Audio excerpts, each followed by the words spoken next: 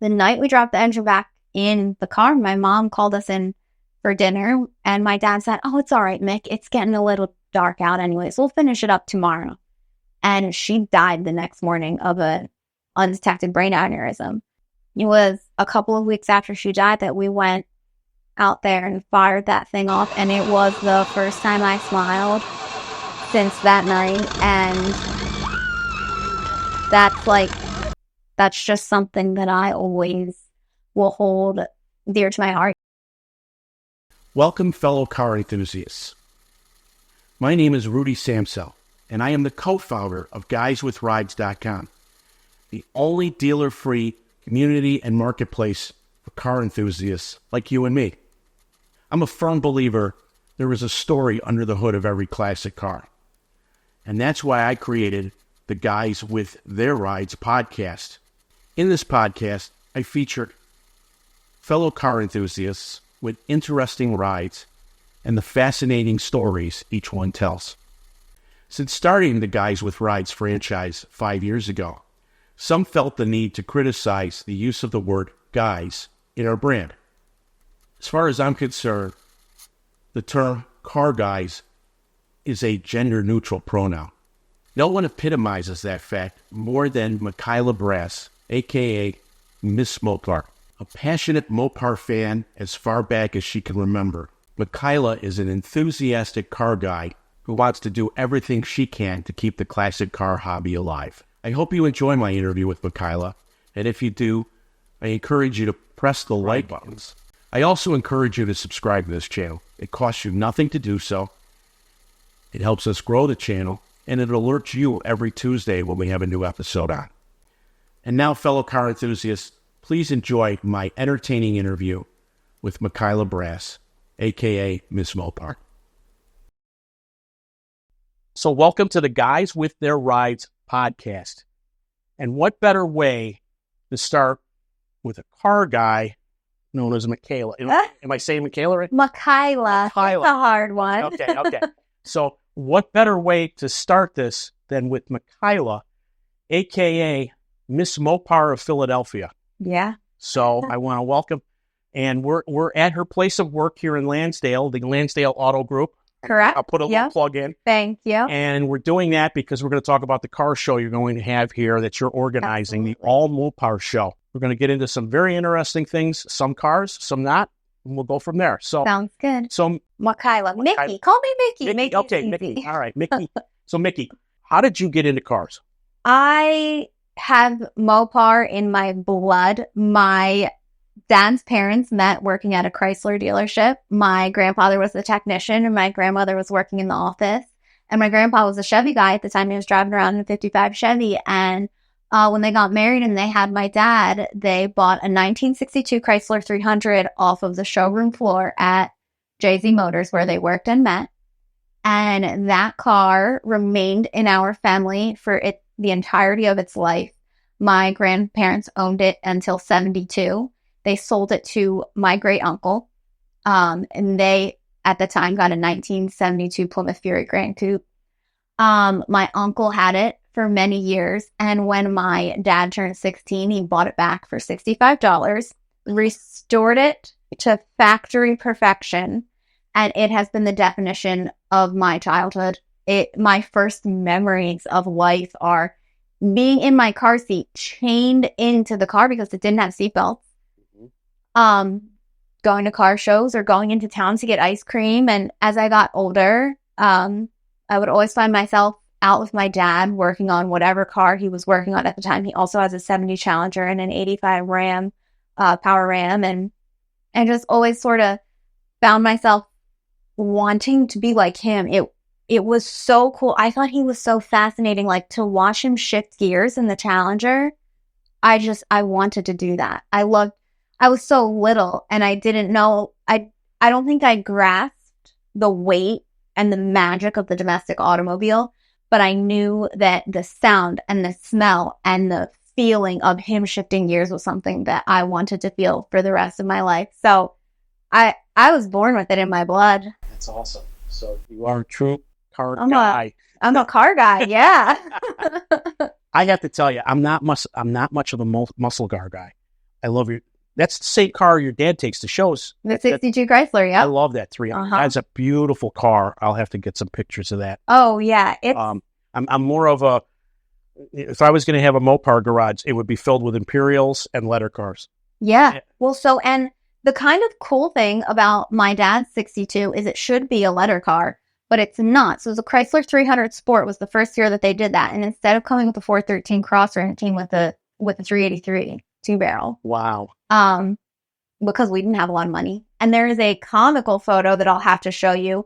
My grandfather drives this brand new, beautiful Bermuda turquoise car home to a house that is falling down. Like there's no siding on it, nothing. We still live in that same house, my family. And we still have that Chrysler. And they recreated that photo a couple of years ago. That's awesome. So yeah, it was a non-letter series. It's called the Chrysler 300 Sport. But they used that thing to tow travel trailer cross country multiple times. It was caught in a hailstorm in, I think it was South Dakota. And to this day, you can still feel the little pits on the window opening moldings. Broke the glass, annihilated the camper they were towing, never hurt that Bermuda turquoise paint. They don't make them like that. So that's an original paint car still, or is it was restored in 1980. Okay. Yeah. It still looks fantastic then. Thank you. Yeah. That's our pride and joy. So I didn't say at the beginning, Mickey, but you not only did you grow up a Mopar fan, but here you are at now Stellantis, and you've been selling them for 13 years. Yeah, this dealership here, Lansdale Chrysler Jeep.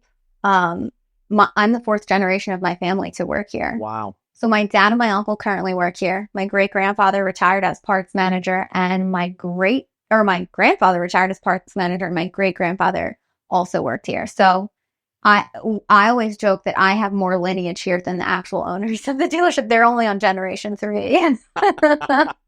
So I know there was the promotion they did a couple years ago, the Chief Donut Maker. Yeah. And you did the video. Whatever became of that? I'm disappointed. I can't believe that they didn't jump at that. What was their? They don't give us a reason. Okay. And I had a ton of views, and who knows? I mean, was it maybe the connection because you were an employee already? Probably that I work here. And sometimes I think I'm just too steadfast in my ways to be somebody that, and I don't want to use the word manipulate, but I don't know that I could have been manipulated from my very core V8 gasoline engine beliefs to be the spokesperson that they were looking for as they sort of varied the SRT brand. So yeah. I don't know if I necessarily fit the mold that they were looking for to fulfill that role, but it certainly was a fun experience. I met so many cool people virtually. I networked with so many cool people, and I just received such touching feedback. Nice. Because I've in one way or another dedicated my whole life to this hobby. And if somebody watches that video and they think, hey, I could do what she did, and they just keep it alive, then winning Donut Maker didn't mean anything. That's more important to me. Good. So what cars do you own right now? Oh, Lordy. What are you working on? Yeah, well, this could be an hour in itself, right? So I have, I'll start with my 2005 Jeep Wrangler. We'll work back. Okay. That's the first car I forgot, and it was gifted to me with a string of remaining payments in Christmas of 2005. It is absolutely babied. It is a pavement princess, whatever you want to call it. Has 55,000 original miles on it. It is tucked in my garage right now, and I will be buried with that Jeep. It was everything that I dreamed of as a young girl, and it was a very cool experience and a lesson in responsibility. My parents were kind enough to make the first payment, and then they said, girl, you have to learn. And I'm grateful that they did, because nothing in my world has ever been handed to me, and I wouldn't have wanted it to be. So I worked real hard to pay it off at my little side job in high school. And yeah, day I got the title for that thing, I felt like something very special. That's a great accomplishment. Yeah. Story. Okay, keep working back. Oh, Lord. Well, the Jeep. So I guess your sister's a Jeep peep. more into it? My sister is a big Jeeper. She has a 2000 XJ, and we just recently had that on display at our All Mopar show display at the Philly Auto Show. And I'll tell you something, the old XJs have a following of people like you would never imagine. Yeah. I'm like, this Jeep is sitting next to a $250,000 GTX with a Hellcat swap in it. And they're like, this is the coolest thing I've seen. XJs, I had a ZJ. Not as the XJs. Those are tough. Yeah, you can't kill them. No, you can't. You can't. Yeah. and I love what I loved about that versus what I drive now. A wiper motor might be $25. Now I'm, it's a lot more than that. But when things do go, it's cheap to fix. Yeah, Jeeps are. People will tell you all kinds of things they think about Jeeps, but I've never had anything less than a spectacular experience with a Jeep, and easy to maintain, fun to drive around. I've never been stuck in the snow, or the mud or anything really. So I've got out a few parking garages I shouldn't have got out of, but it took the curb real well. So that's awesome. All right, so keep moving back. All right, so then I decided that I wanted a car like my dad, and I'm a B-body girl. Something about, I don't know what it was. I don't know if it was because my dad used to play me reruns of the Dukes of Hazzard while like other kids my age were watching like Arthur or Barney. So I don't know if it was that, but I'm a B-body girl. I love the Chargers and the Roadrunners. And so I found my 72 Charger on a Craigslist ad in a barn up in Fleetwood, Pennsylvania, about an hour from here. And it looked nicer in the photos than it was. And we got up there. Always. How do you make a car with two dead cats and it looks so appealing? I don't know, but it sure did have two dead cats in there. Oh, God. Greenery growing out of the intake. The steering wheel was in the back seat. It smelled so ungodly, unlike anything I'm yet to experience again. But I drove up there and we didn't have a car trailer at the time. A friend of ours drug it home, and I watched it roll off of the trailer, and I thought, oh my God, what have I done? I just spent my life savings, which wasn't a lot. I was a college student. Yeah. My life savings on this car, and it turned into the most special, for a variety of reasons, the most special vehicle that I own. And a lot of people give you slack, like, oh, wouldn't you rather had a 69? And, for bragging rights, sure. But for the sake of my heart, like, that car is absolutely priceless. Absolutely. No, and it's a great looking car. Thank you. You've done a lot to it. You started out getting mechanical, and then you painted it. How did that? It was all very rushed. Yeah.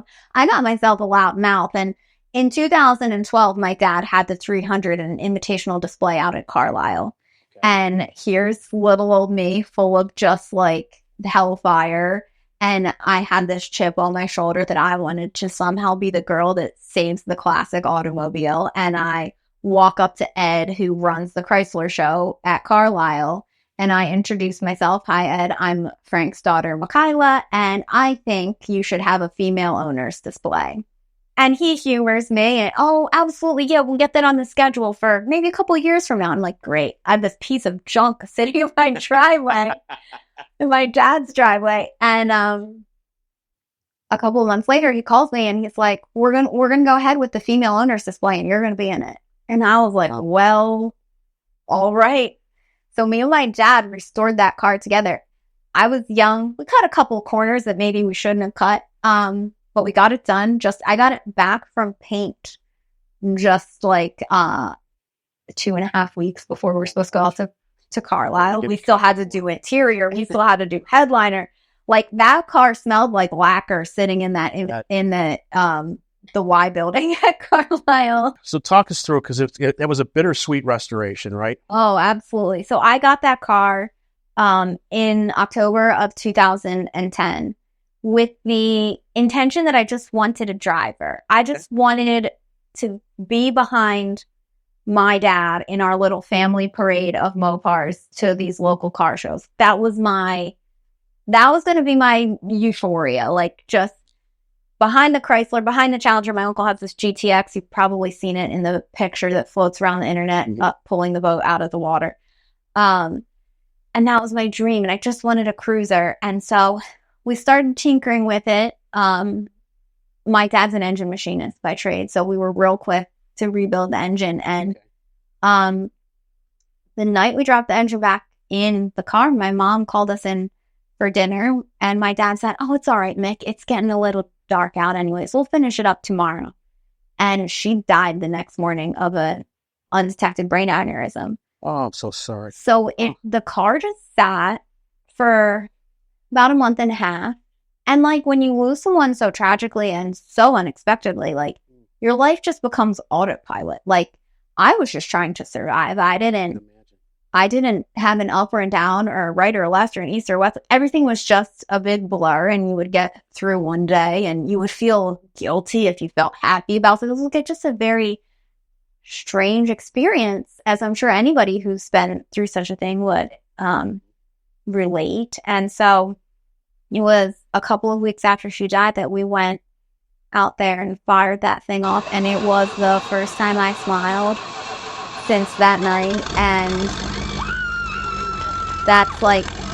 that's just something that I always will hold dear to my heart. You know, I think people always say like, "Oh, you saved it from a barn," or "You saved it from a crusher," or whatever. And I'm like, truth be told, everything about that car saved me. Like, that pulled me, hearing that car, and it's just a 318 car, but hearing it fire off for the first time, that saved my life. Like, it gave me a purpose again. Your father too? Yeah.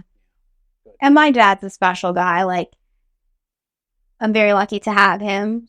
So to share that experience with him from start to finish and have this wild roller coaster of happy and sad and to just like do it together, that was everything I ever wanted. So that old 72 is my little dream come true. Well, touching story. But yeah. I'm sure she's watching down and making sure always runs for you. So. Good. All right. So moving on. So that's the little black dress. Keep moving. Oh, I have 71 Roadrunner.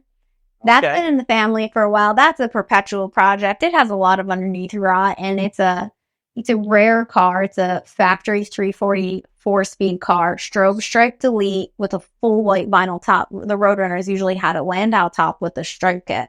Okay. So I want to do that one right. So I'll take 50 years if I have to do it right. You know, life happens. Yeah. So that's in my garage. I have my 64 Power Wagon, my panel truck. That one I got to fill a void in my heart left by a different panel truck. And I love that thing. It's an experience to drive. It's not a cruiser by any means. You're not like, let's go get ice cream in the Power Wagon. Like, it's... Now, what is that? Is that a 6? So it should have been a Poly 318. Oh, okay. Mine has a 400 in it. So somebody put that in at a later point. Okay. And it hauls. What, 400 like police motor? The inside of a motorhome is what my research tells me. It goes. It's loud and it's hot and it's loud as a vehicle, and then metal on metal behind you is also very loud. Yeah. And you got it. What is it? Backed up with a torque plate or something? Yeah, that is a torque plate. Okay. Wow. Mm-hmm. Yeah. Oh, so cool. I have that. I'm losing track. Oh, and I have my shaker, my 2019. That was my 30th birthday present to myself. Good for you. And then I have a Ram 1500, and I have a satellite parts car, but who knows what will become of that. I got it. I bought it because many years ago at Carlisle, I saw it come in on a trailer, and my soft spot for B-bodies, I'm running after this thing in a downpour out in the fairgrounds, and I couldn't afford it, but I ended up placing in a Daisy Duke contest that they were having, and the guy said, I don't want to drag this thing home. What'd you get from Daisy Duke? And I said, fine, we made a good deal. Oh, good. Well, all right. That worked out well. So that's my 7. Oh, that's very cool. Is there one car where you would trade all of these, and it's far enough out of the distance, it's not hearing us right now. Is there one car out there that you would trade all the cars you have right now for? What would it be? And if it's nothing, then you ever thought about that? But is there one? I'm assuming it's a Mopar. There's no vehicle I would give mine up for. They're all priceless in their own ways. However, I say that if somebody came up to me and said, save the 62 and lose all of yours, I would cry my eyes out. You mean your dad's car? Yeah, but that's the only vehicle. Okay. Just because that vehicle laid the foundation on which so much of my world has been built. Yeah. Like, no, not for a CUDA car, not for a Hemi CUDA, not for a wing car. I would love to have one, and I am sure that in some shape or form, they would be, a better investment or whatever. But I could never live with myself if I got rid of the 72 and never got to fire it off. And for a second, feel the way that I felt the first time I fired that car off. Like, losing the cars I did for Jamey was enough of a loss, and they weren't even mine. I knew that. Yeah. So mine, like, I've made so many memories in those cars, and like, not a one of them has to do with a trophy or an appraisal value or whatever, but like, I've made so many memories with each of my vehicles that I remember even when I got my shaker, and I was not a modern Mopar girl before I got mine. Okay. I like my pickup trucks that I would daily. I love driving a pickup truck, but I thought they were beautiful. I thought they were well done, super reminiscent, but until I bought mine, I didn't get it. And I remember the day that I bought it. It was my 30th birthday. I didn't tell anybody. My family was on a camping trip, and I had some things to finish up here, and I said, I'll just meet you out there. And I drove this car out the Pennsylvania Turnpike 4 hours.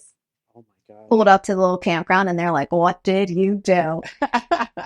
And not for nothing, but that moment, I'm just like, the smile on my dad's face, the absolute dramatic eye roll of my sister, who could not care less about cars. My middle sister, not Haley. And just like, well, let's go for a ride. Like, moments like that, they're so minor. And I am sure that the people existing in the world around us at that moment in campsite 17 and 19 weren't like, this is a pivotal moment. But for me, it's a pivotal moment. You don't forget those moments. Yeah, for sure. What do you have in that? So that's a 20. That's just a 5.7 RT. Just. Nothing crazy. But when it pulled off the truck with Destroyer Gray with the ruby red seats. That's a very distinctive. Yeah. It's a one of one car. I wrote to Dodge, and you could do that. You write to Dodge Cares, and they tell you how many other vehicles. So it was a fluke. You had that come in to the dealership, fluke. And you fell in love with it. Said, I'm 30. Fell in love. And at 2019, the world was thriving. Yeah. I was thriving. And lease prices were fantastic. You couldn't beat it. Mm-hmm. So I leased it, thinking like, and then I should have known at that moment that I would never turn it back in. Yeah, that's the trouble. Yeah. Gets you every time. I'm so sentimental though. Like, my first truck was a 2016 Express. It had nothing in it. Power windows. That was the only option. Okay. And like, when I had to get that thing up, I was like, oh. Felt bad. Yeah. So you've restored cars, and then so there's a country singer, Jamey Johnson. Not many people know. Yeah. How did you meet, and then how did you end up? You restored 2 vehicles for him? I sure did. Okay. How we met is a very strange story.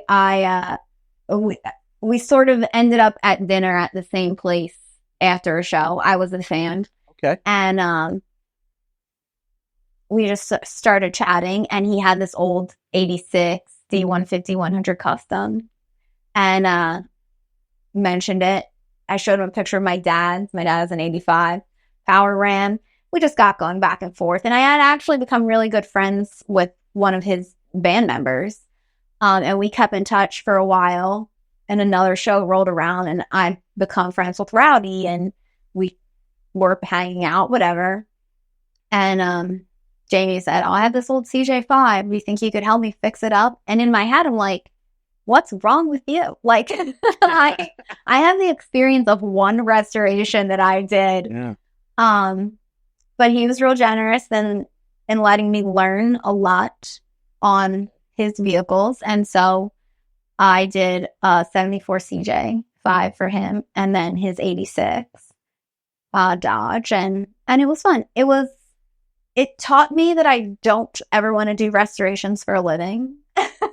Not the hard part. It was very easy and fun to do for myself when I had control over the finances and I had control over what I think looked good. So I would love to do restorations for myself for the rest of my life, but working for somebody kind of sucks the fun out of it. I think that's not to say that there aren't people that love it. Yeah. But it wasn't my gig. And then that's how I found the 66 Power Wagon. That was a town wagon that had the windows in the back. Okay. So he and I found that one together. We did a little work. Very rare. Yes. Much more so than the panel. Mm-hmm. Okay. So, yeah, that's how we ended up working together for quite a bit. I had the opportunity to sell him a TRX a couple of years ago, which was pretty cool. Nice. Yeah. Well, and he's still in Nashville then, and yeah. Mm-hmm. Does he still have those two vehicles? I sure hope so. I told him, when we sort of went our separate professional ways, like if you're ever going to get rid of these, let me be the first person to know, because for me, and this is probably why I could actually never restore cars for other people for a living. I left a part of my soul in each one of those cars. I get that. Yeah. And just like my 72 was with me through some like really challenging growing times in my life, so were those cars. And when I like had to watch them get on a semi and get toted down south to where I'll never see them again, like that hurt me, because I stayed up researching Power Wagons because, like you said, it was they're very uncommon to see. You see a lot of the pickups, you don't see a lot of the panels. And, I made 18 trips back and forth to the paint guy to get a swatch of this color and get a swatch of that color. And there were times where both of those vehicles were in pieces and I would have parts in my Jeep and parts in my purse and parts in the living room and parts in the garage and parts on the kitchen counter. And I think when you go through that and you put your heart and soul into something, for me, it's very hard to let it go. Totally get that. Yeah. Yeah. I miss the cars more than I miss him. If we're off record, on record. Oh, that's too funny. But yeah, they both turned out really sharp. And I hope that wherever he is and wherever they are, that he's enjoying them and he's driving them, because that's what they're for. Well, no sense in just put them in a way, right? Yeah, so. Right. Other than that Mopar connection, you are into guns. I am. But not just any guns. Mm-hmm. So what you like revolvers? I do. So tell me why. How did that come about? Because I'm one of the rare people that likes revolvers as well, the simplicity of it. Yeah, I think that's just what drew me to revolvers. We work with a lovely gun shop, Clayton's Range, down on 611. Okay. And when I went in there and decided, like, I want to buy a gun, he was so thorough in offering just a lot of options. And he let us shoot everything, like just taste test everything that you possibly could. Mm-hmm. And I remember picking up a 686 and firing that thing off. And I just it was the best adrenaline rush. Mm-hmm. And I was so accurate with it. And I was like, I would be absolutely foolish. And people will give you hell, like, oh, well, it only shoots 6. I'm like, I only need 6 if I'm as accurate as I am every time I go to the range. Is it snub nose or what's it? I have varying lengths. I've looked 4 or 5 of them now. Well, that's just, we have a 686, but it's a 7-shooter. With the 6-inch barrel. Yeah. So I have a 6, a 4, and a 2, I guess it would be the short one. Yeah. And then I have a 4.42 little 5-shot 38 that's my carry gun. And I have a 9 because everybody has a 9. But if I have to use the gun for what it is intended to be used for, and that is for me to not be a victim. Yeah. I'm going for a revolver every time. Well, that's the thing. God forbid I get somebody at the door at 3 a.m. I know I can grab that. Mm-hmm. Jersey's a little bit different. Yeah. And a lot different. In fact, I'm still haven't gone for my concealed carry. It's a whole different animal here. Oh yeah, it's crazy. But yeah, it's refreshing to see somebody at your age liking this, appreciating the simplicity of. I think I've just been born in the wrong time. Like, I don't like existing in this world. Even I want to have been born in a time where people drive old 62 Chryslers and they go get ice cream on a date and they shoot revolvers, and there isn't this like innate desire for everybody to be internet famous. And I say that as someone who had an internet personality before being an influencer was a thing. And people will ask me so frequently, like, oh, why don't you make reels? Why don't you get on TikTok? And I'm like, I don't ever want to dilute my love for this hobby or my love for networking with like-minded people by having to like drive my car somewhere, jump out, set up the phone, drive past the phone for the shot, park, get out, get the camera. Like, when did we just stop loving the idea of driving into a car show with our family and friends? So like, yeah. I just feel like I should have just been born in a life before technology and before all of that crazy stuff. So yeah, it just seems to be getting crazier every day. Oh my gosh, it's too much for me. Yeah. Well, because you're not busy enough between working here, restoring, and keeping these cars up to date. You do 2 car shows. You sure do. So you just had the Ambler car show. Yeah. And how did that go? You had great weather, right? We had a beautiful day. I was very lucky. I came to be involved in that car show. Ambler is my hometown. It's where my parents met. It's where I had my first job. It's where my mom died. Like, it's always just been a very special little place for us. And a couple of years ago, there was word that they were no longer going to have the car show. And I had already racked up many years of hosting car shows. And I thought, what is one more? So I got involved with that one. Shows like that, for me, are a little bit more difficult because when you have a town committee involved, you lose a little bit of that control. Yeah, sure. And I hosted my first car show in 2010. So like, having been involved with so many successful car shows over the years, it's very hard for me to say, okay, let's try it your way when I kind of know what works. So the Ambler show, I love it, but it's the more of a hurdle for me mentally than it is to actually run the show, because it's a beautiful town. We get beautiful quality vehicles that come out, and we fill that town end to end. There's not an empty space when we close registration. Yeah, it's a good show. It's a learning experience for me because with All Mopar Show, I am creative. I have creative control. So that's this show that's going to be here. Yes. So All Mopar Show is my one true love. It is the day I look forward to every year. It is my Christmas morning. And that show is here at the dealership. It is a benefit show. So every $20 that we raise goes to buy a brand new coat for a local child in need. So we don't do hand-me-downs. This is a kid who is being zipped up in a brand new coat for the first time in their lives because they wouldn't have it otherwise.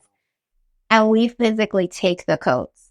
We don't just stroke a check and send it to whatever, and then we don't know where it ends up. Like, we take the coats and we put them on these kids every October. Oh, that's great. And so it's really whatever the proceeds you get from here, you hold off until October to do that. Absolutely. And people are so generous, and they, if they can't make the show because they're at the shore or they have a wedding or whatever, they're welcome to donate. We accept donations from anybody and everybody.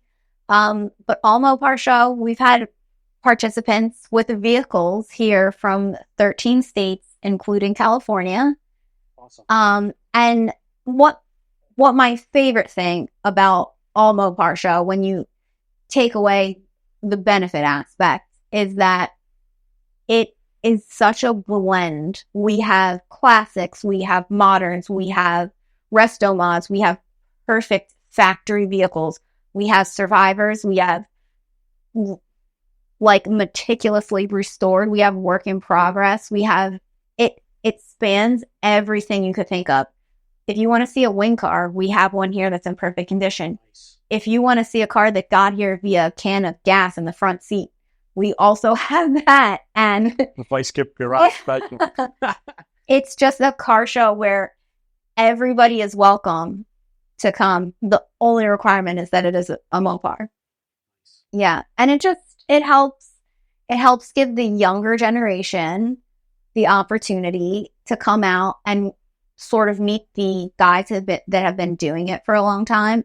And these could be the guys that have, a passenger seat for a 70 Dart that some kid is looking for that he might not have, but somebody has one in their garage. And like, if I'm ever known for anything, I want to be known as the girl that put on the car show where every Mopar lover felt welcomed and loved and left here knowing that we are grateful that they hold the torch of this hobby somehow. That's great. I love the fact that you like giving back so much and keeping the hobby going. And some people weren't as lucky as me, and I recognize that. Like, I grew up with a dad and an uncle and a grandfather who busted knuckles and twirled wrenches, and I watched it in the flesh for my entire youth. And there are some kids that don't. Maybe their dads aren't here. Maybe their dads don't know. Maybe their moms are doing it or whatever. And if we can shine a light on the fun aspects of the automotive industry for the coming generations so that we can keep this alive. I never want to exist in a world where you can't get up on a Saturday in the summertime and hop in your car and sweat against the vinyl seats to get to a car show. I think that would be a sad place to be. And I agree with you. No 15-minute cities for either one of us. No. Mickey, give the details of the show that's going to be here. It's going to be, I think, Sunday, June 23rd. Yes. So the All Mopar Show, the 2024 All Mopar Show is Sunday, June 23rd. It's right here at the dealership, 710 Bethlehem Pike, Montgomeryville, Pennsylvania. Is this Montgomery County or Bucks County still? This is Montgomery County. Okay. And the registration opens at 9. Pre-registration that runs through mid-June is $15, and then day of show is $20. And when you come out, we park on the lot. All these cars are moved out of the way. And we have raffles. We raffle off some very nice items. Eagles tickets, Phillies tickets, black tie tailgate tickets so that you could get down to the Philly Auto Show there. We have a lot of local businesses that contribute. Clayton's Range is one of them. Okay. He always gives a $100 gift card. So you could go get some good range time in, maybe add another something to the collection. And then we have Chef Paul of Bell's Tavern, which is probably not too far from you over there in Lambertville. Yes, I know. Yeah. And he comes out and he does made to order lunch. So we have our All Mopar menu, and we have burgers and fries, and we do ice cream during raffles. And that's all complimentary. We only accept donations. Nice. Sounds like a great event. It's a great day. It's a great cause, and the quality of vehicles is so impressive. It's like a mini Carlisle. That's the only way that I can explain it. It's really unlike any other car show I've hosted or any other car show that I've been to. And what I really love about it's my people that volunteer. So, we we've been in the situation where we are sitting, waiting to get into a car show, just wondering when we're about to overheat. So we get you. And I think it gives everybody a little initiative to work a little bit harder because they love these cars just as much as I do. Well, I want to thank you for being on. And my sponsor of this podcast was Super Clean. Mickey, we have some Super Clean for you. Oh, courtesy of the team at Super Clean. I'm sure with all the cars you're working on, it can always come in handy. Or the ride to and from Carlisle every year, we drive out, so it about does me in. The car always needs a very good scrub afterwards. Very good. And for those of you watching, there will be a link in the description.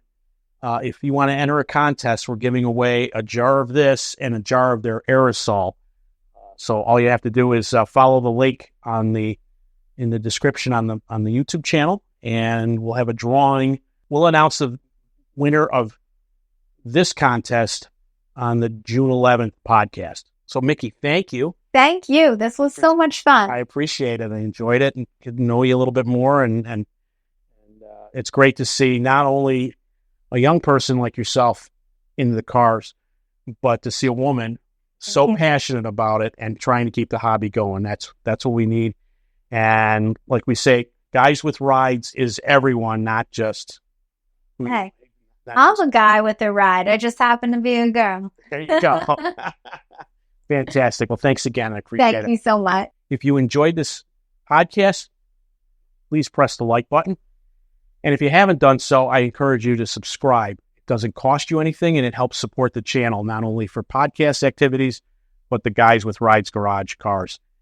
So thank you for watching. We'll see you soon.